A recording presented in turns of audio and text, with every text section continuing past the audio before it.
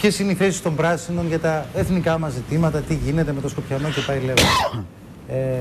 Αυτή ήταν μια ενορχιστρωμένη δυσφημιστική επίθεση, η οποία προφανώς επέτυχε ένα στόχο, να ανακόψει μία σειρά ανθρώπων που σκεφτόντουσαν πολύ σοβαρά να ψηφίσουν οικολόγους πράσινους και να τους στείλει είτε στην αποχή είτε σε άλλες επιλογές. Και λέω ενορχιστρωμένη γιατί πραγματικά δεν έχω δει εγώ ξανά να κυκλοφορεί εφημερίδα μια εβδομάδα πριν τις εκλογές με DVD, με δηλώσεις κάποιου υποψήφιου ευρωβουλευτή, έτσι. Αφήστε του Τρεμόπουλου, του υποψήφιου ευρωβουλευτή, έτσι, δεν ήταν... Πάντως έγιναν οι δηλώσεις αυτές. Οι δηλώσεις ασφαλώς έγιναν. Ήταν θέση του κυρίου Τρεμόπουλου αυτή. Ασφαλώς και είναι θέση εν γέννη του πολιτικού συστήματος αυτή η θέση. Απλώς οι υπόλοιπες δημοκρατικές δυνάμεις συμπεριλαμβανομένες και της Νέας Δημοκρατίας που έχει ακριβώς την ίδια θέση, έκαναν το παγόνι κατά το κοινό λεγόμενο. Μια στιγμή, οφείλω να αντιδράσω. Δεν είναι του πολιτικού συστήματος. Η Δημοκρατία έχει την ίδια θέση με τους οικολόγους. Αντιδράστε όσο θέλετε. Με τον κύριο Τρεμόπουλο για να λέμε αντιδράστε όσο θέλετε. Ο κύριος Τρεμόπουλος λέει ότι στο θέμα της Μακεδονίας θα πρέπει να εφαρμοστούν οι διεθνείς συνθήκες συμπεριλαμβανομένων και των συνθήκων περί ανθρωπίνων δικαιωμάτων. Έχετε άλλη άποψη? Η Νέα Δημοκρατία έχετε άλλη γνώμη? Προτείνατε κάποια άλλη λύση? Δεν είπε μόνο αυτά. Δεν είπε μόνο αυτά. Είπε και άλλα πολλά. Είπε και άλλα πολλά τα οποία. Επί της ουσίας όμως η πολιτική μας διαφορά. Αυτό το θέμα κρίθηκε τώρα. Επί της ουσίας η πολιτική μας διαφορά, μου λέτε ποια είναι? Παρακαλώ. Η πολιτική μας διαφορά, κύριε, εγώ θα να διακόψω λίγο γιατί βλέπουμε ώρα τώρα να περνάει η κάρτα με το 20%. Με το 20%. Και το έθεσε ως βέτο στο Βουκουρέστι. Το έθεσε ως βέτο και το κέρδισε. Ότι τα Σκόπια δεν μπορεί να γίνουν δεκτά στους ευρωατλαντικούς θεσμούς αν δεν αλλάξουν την πολιτική τους για το όνομα. Λοιπόν, κύριε Παναγιώτοπουλε, και στην Ευρωπαϊκή Ένωση, όχι μόνο στον ΝΑΤΟ. Ευρωατλαντικούς είπα. Αν δεν πάψουν να στερίζονται ένα όνομα που δεν τους ανήκει. Έχετε βάλει κάποιο βέτο για την χρήση του ονόματος Μακεδονία? Να το συζητήσουμε όποτε θέλετε. Όχι να το συζητήσουμε, πέστε μου, έχετε βάλει κάποιο βέτο? Να το συζητήσουμε όποτε θέλετε. Δεν θέλετε να απαντήσετε. Να δούμε το 20% γιατί είναι σημαντικό. Γεωγραφικό προσδιορισμό, ο οποίος θα αφαιρεί από τα Σκόπια την προπαγάνδα, την αλυτρωτική, στην οποία προβαίνουν σε βάρος της Ελλάδας. Γιατί είναι γνωστό που ανήκει η Μακεδονία ως ιστορικός όρος. Είναι γνωστό που ανήκει η Μακεδονία. Η κληρονομιά της και ούτω καθεξής. Λοιπόν, παρακαλώ να τελειώσω κάτι.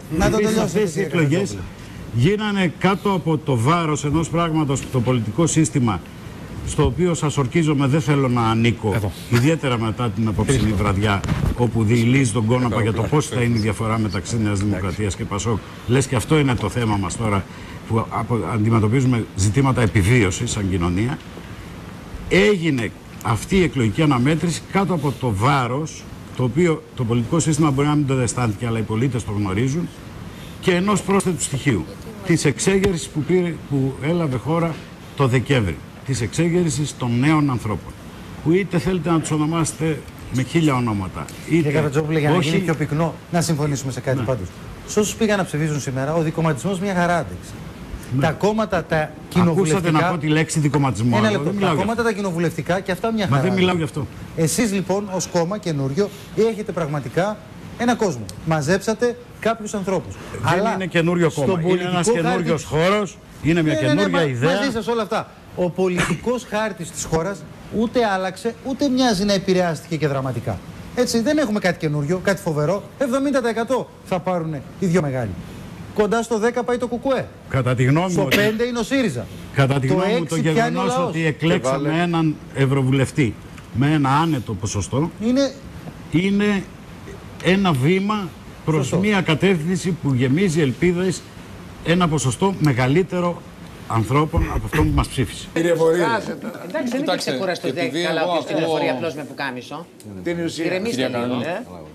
Δεν είναι και ξεκούραστος μόνο ποιος φοράει. Λοιπόν, επειδή εγώ ακούω όλο αυτό αυτή τη βραδιά σήμερα. Δεν είπε ο Καραμανλής ότι είναι κουρασμένος από το κυβερνητικό έργο. Δεν το είπε αυτό.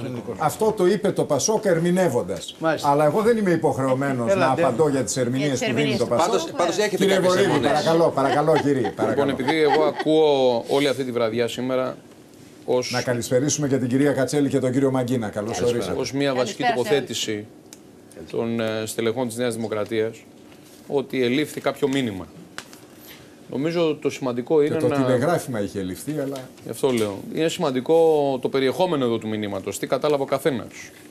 Διότι αν η ερμηνεία αύριο το πρωί, η οποία θα γίνει εκεί που πρέπει να γίνει από πλευράς Νέας Δημοκρατίας, είναι ότι παραδείγματος χάρη το ζήτημα ήταν, ξέρω εγώ, ότι αργήσαν να πάνε το τηλεγράφημα της Ουρουγουάης κάπου και ότι όλο και όλο αλλάζει άμα φύγουν 2 βατοπεδινοί και έρθουν 3 διαφορετικοί, δεν ξέρω ποιοι. Η άποψή μου είναι ότι τότε το μήνυμα έχει διαβαστεί με εξαιρετικά εσφαλμένο τρόπο. Εγώ νομίζω ότι ο ελληνικός λαός έστειλε μια πολύ ξεκάθαρη, έκανε μια ξεκάθαρη τοποθέτηση και είπε 2 πράγματα. Θα κάνει συνέδριο ο Καραμανλής.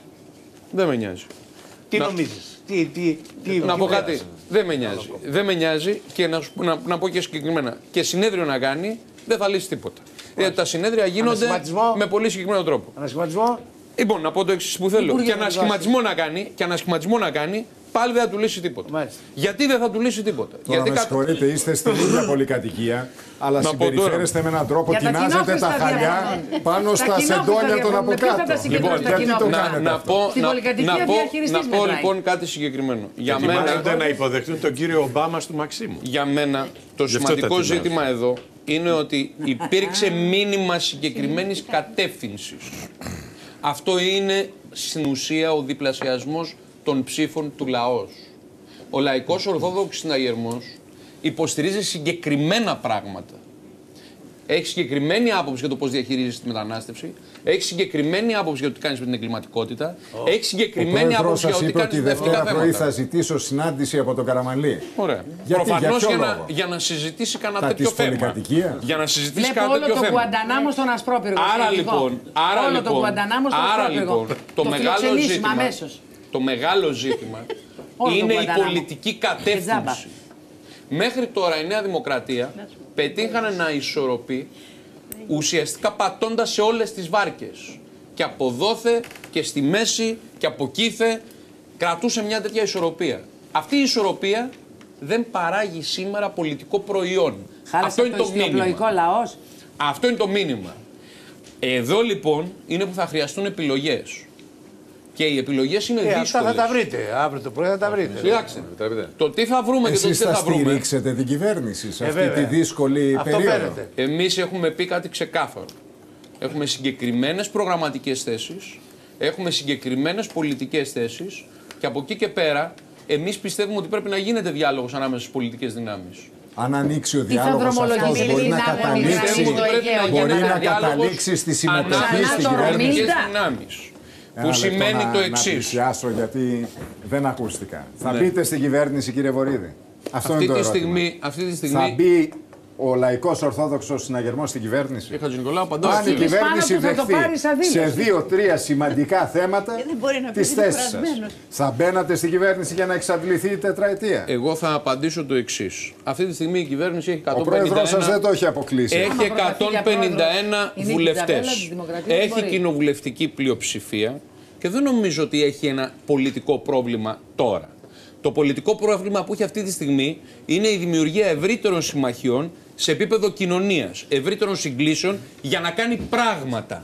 Αυτό είναι το πρόβλημα που έχει. Και επίσης έχει πρόβλημα το να αποφασίσει σε ποια πορεία θέλει να πορευτεί.